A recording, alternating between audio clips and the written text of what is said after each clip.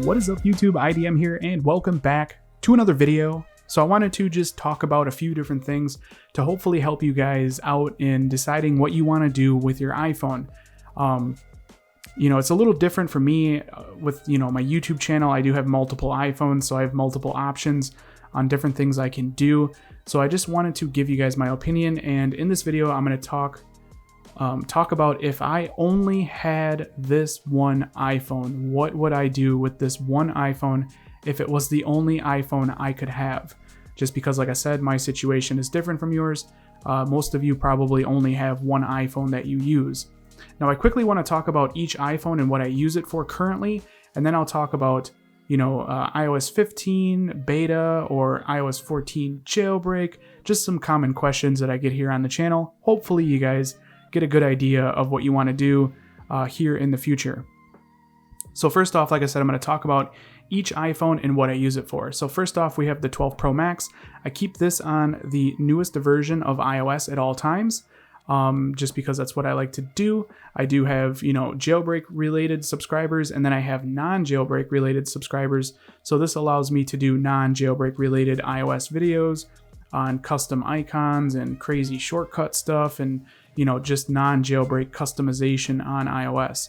So that's what I use this iPhone for. And of course, when iOS 15 beta is available for developers, as soon as that's available for download, I will be downloading it to my 12 Pro Max, and I will be making videos on it. And it's going to be very tempting for those of you that are on iOS 14 to update to that beta and to try it out. It's going to be super tempting, like I said, but just try to hold off on those temptations, and hopefully this video helps you decide what you want to do.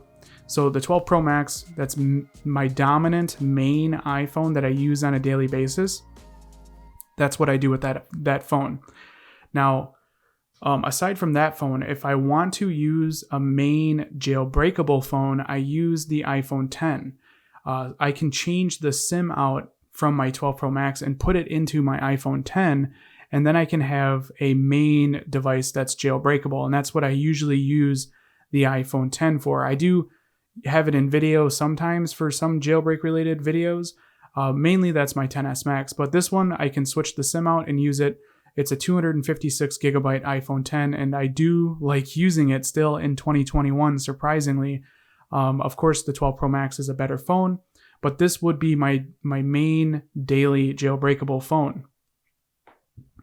And then, of course, I have the XS Max. You guys have seen this phone a million times. This is what I use for jailbreak-related videos here on YouTube. So any kind of best tweaks videos or anything jailbreak-related, I generally use the XS Max. And then, of course, I do have my old 7 Plus, and I have many other older iPhones that I don't really put in videos anymore just because they're so outdated, but this legacy iPhone still works just fine. And I mostly use this just for testing purposes for jailbreak related stuff as well. And that's why I still have it. It's just jailbreak related. But you guys are noticing a trend here. The only non-jailbroken phone is this one. All the rest are jailbroken. So I want to talk about, what if this was my only iPhone? What would I do? Would it be on the newest version of iOS, or would it be on an older version jailbroken?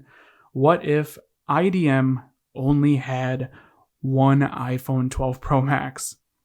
So what I would do is I would have this on iOS 14.3, and it would be jailbroken, and I would not be updating it to the newest versions of iOS. Even when iOS 15 beta comes out, if this was my only iPhone, I would keep it on the lowest version of iOS possible for a jailbreak, or keep it jailbroken. And I'm gonna explain why in this video as well. So hopefully this information you find very useful. So like I said, when iOS 15 beta comes out, it's going to be super tempting to update to it, to use the new features. And what's cool about a jailbroken iPhone is it's still more powerful, in my opinion, than stock iOS, even if it's new, a new version of iOS. A jailbroken older version is still more powerful than a new version. And here is why.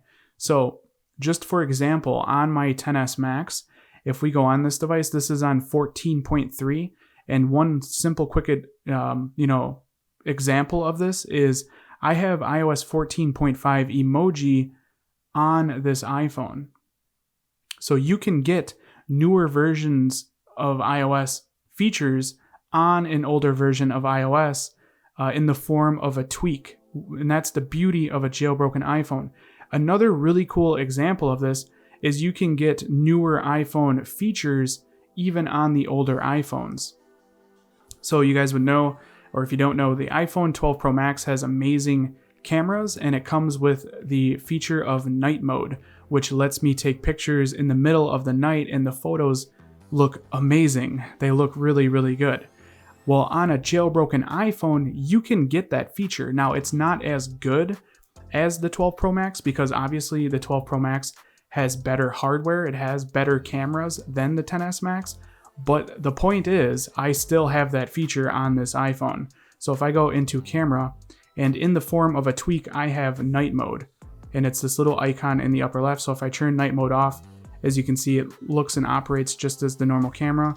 But I can turn night mode on, and it looks, kind of laggy and weird. But this lets me take pictures in the middle of the night, and it looks pretty damn good considering it's an iPhone XS Max. So that's my point. A jailbroken iPhone is more powerful than stock iOS. It lets you get newer iOS features or newer iPhone features on the older iPhones. And it's in the form of a tweak, and mark my words, if there's cool new features on iOS 15, I'm sure we're going to see developers create tweaks based off of those features, and it will be available on older iOS versions. So back to what I was saying here, if the 12 Pro Max was my only iPhone, I would keep it jailbroken and I wouldn't update it until there was a newer version of a jailbreak. So if this was on 14.3, I would keep it on 14.3 until I could update to a newer jailbreak. And I would keep this on iOS 14 jailbroken until iOS 15 is jailbreakable.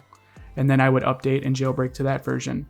And that's personally what I would do. So hopefully this video helps you guys out in deciding on what you want to do with your iPhone. That's just what I would do.